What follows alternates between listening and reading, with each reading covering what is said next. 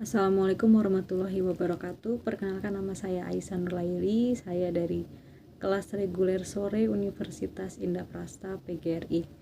Di sini saya akan mereview atau merepresentasikan kembali beberapa materi ke belakang dengan NPM 20.222.15.00084. Di sini saya mempunyai 4 pokok pembahasan. Yang pertama ada akhlak, yang kedua ada sumber-sumber ajaran agama Islam, lalu yang ketiga ada toleransi, dan keempat ada Islam dalam perpolitikan. Baik teman-teman, kita masuk ke slide yang pertama, yaitu ada akhlak.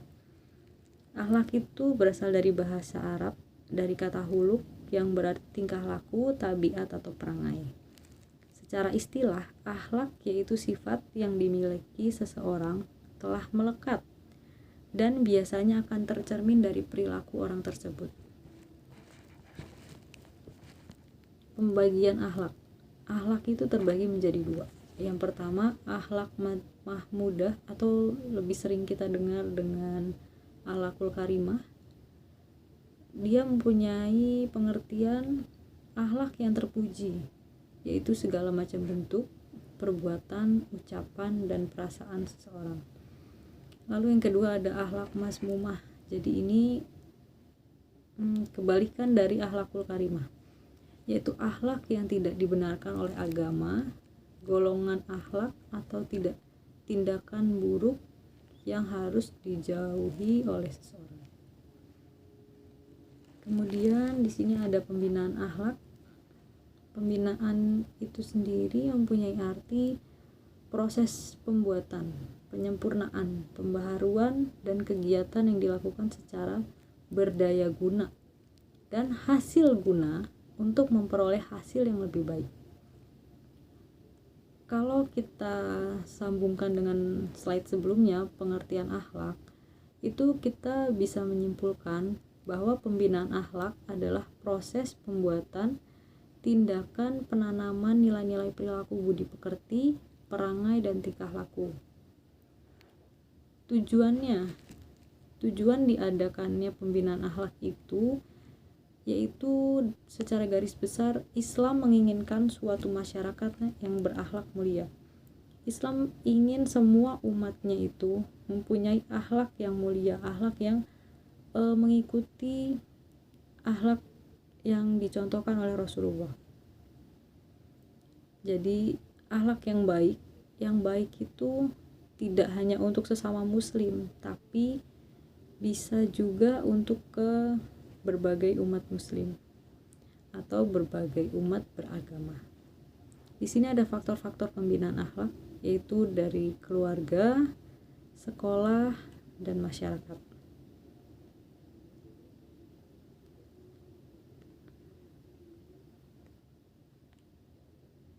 Lalu kemudian sumber-sumber hukum ajaran agama Islam. Sumber hukum Islam yaitu segala sesuatu yang dijadikan dasar, acuan, dan pedoman syariat Islam. Jadi Al-Quran itu adalah kalamullah yang diturunkan kepada Nabi Muhammad SAW melalui malaikat Jibril, terdiri dari 30 juz, 114 surah, dan kurang lebih 6.200 ayat. Diturunkannya secara berangsur-angsur seperti yang kita ketahui, 22 tahun, 2 bulan, dan 22 hari.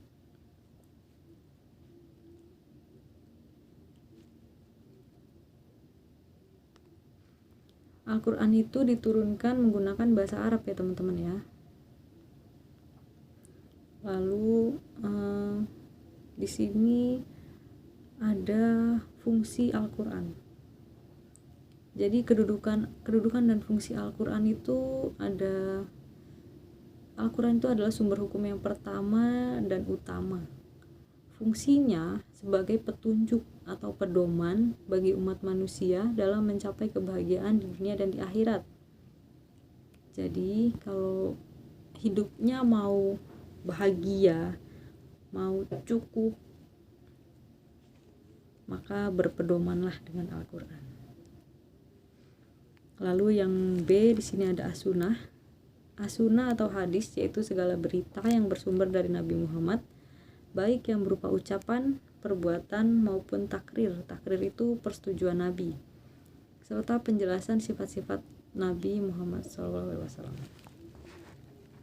Fungsinya as-sunnah.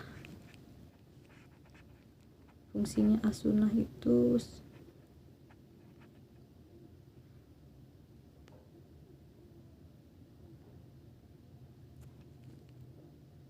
jadi hadis adalah sumber hukum Islam kedua.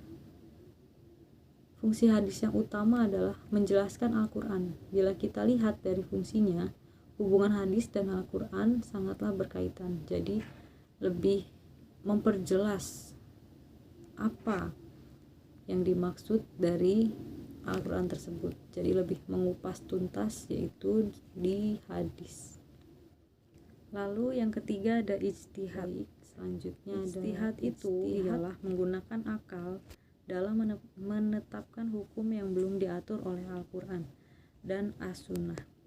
Dalam prakteknya, ijtihad tidak keluar dari Al-Quran dan As-Sunnah sebagai sandaran utama. Hanya saja dalam operasionalnya menggunakan pendekatan akal.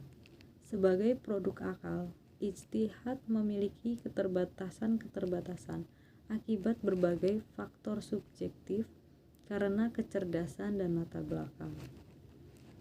Lalu jenis-jenis ijtihad atau bentuk-bentuk ijtihad itu ada qiyas, istihsan, maslahah war musalahah, suzud zariyah, dan istishab.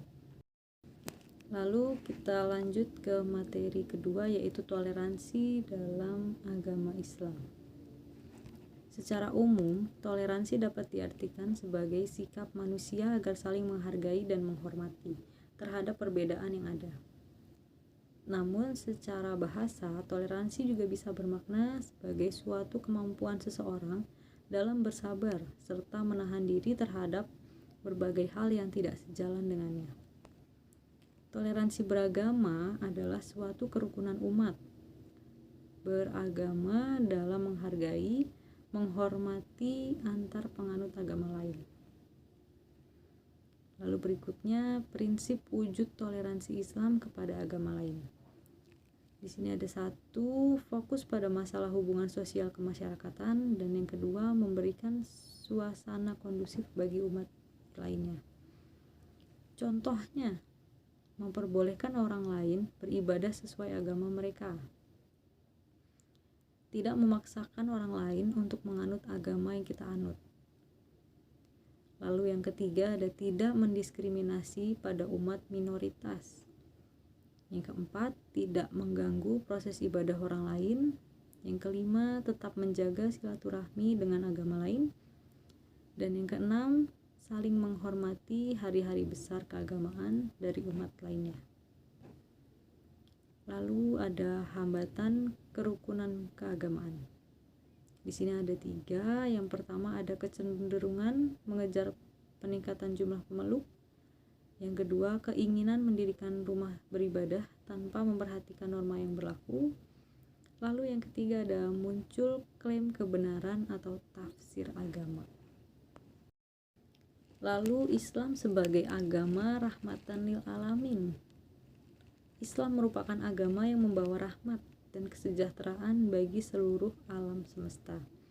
Islam tidak condong ke barat dan tidak condong pula ke timur, tapi Islam ke tengah, lebih ke tengah-tengah antara timur dan ke barat, yaitu mengajak seluruh benua, ras dan bangsa untuk berkiblat kepadanya. Islam harus memimpin jalannya sejarah menuju kehidupan dan kehidupan yang berbahagia. Dan yang terakhir atau yang keempat, kita akan membahas Islam dalam perpolitikan. Pengertian politik dalam Islam yaitu aktivitas politik sebagian umat Islam yang menjadikan Islam sebagai acuan nilai dan basis solidaritas berkelompok. Pendukung perpolitikan ini belum tentu seluruh umat Islam. Jadi belum tentu semua yang berada di politik itu beragama Islam atau Muslim ya teman-teman ya. Pasti nggak banyak juga dari yang Nasrani, Hindu, bahkan yang lainnya.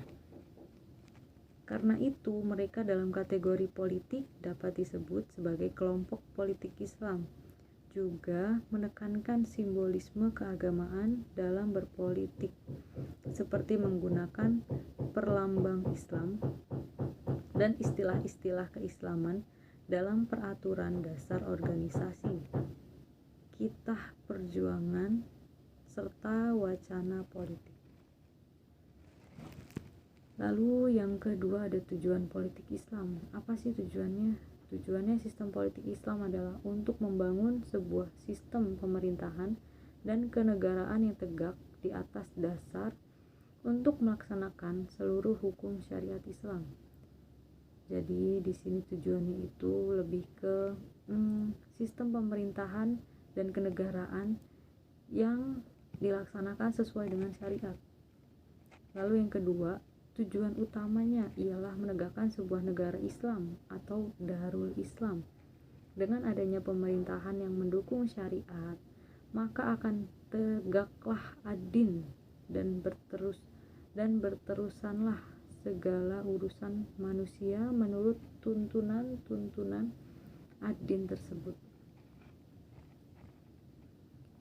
Politik itu identik dengan siasah yang secara pembahasan yaitu mengatur. Jadi politik dalam Islam itu dia ada beberapa aspek, yaitu ada tata negara dalam Islam atau lebih kita kenal dengan siasah dusturiyah. Lalu yang kedua ada politik yang mengatur hubungan antara satu negara dengan negara lain atau siasah dauliyah. Yang ketiga ada siasah maliyah. Jadi lebih ke sistem ekonomi negara. Jadi diatur sesuai dengan apa yang ada di dalam syariat Islam.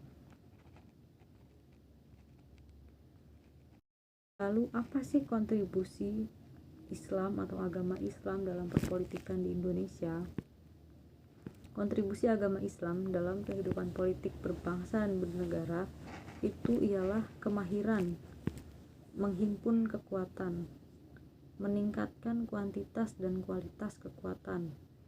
Yang keempat, mengawasi kekuatan, dan yang terakhir adalah menggunakan kekuatan untuk mencapai tujuan kekuasaan tertentu di dalam negara atau institut lain. Baik teman-teman semua, karena keempat topik pembahasan kita sudah kita ulas bersama-sama.